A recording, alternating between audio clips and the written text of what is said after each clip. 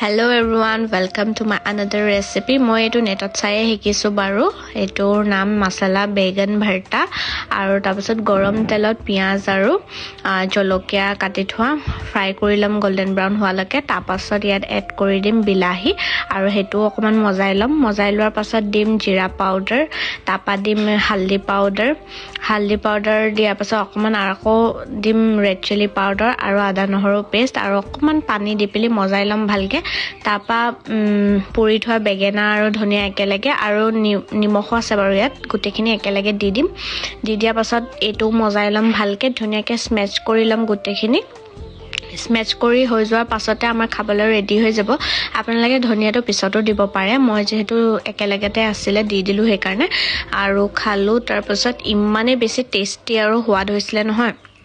কি কম মানে মোৰ এতিয়াও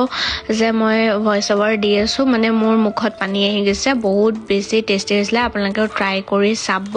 আৰু কেনেকুৱা হয় মোক জনাব থ্যাংক ইউ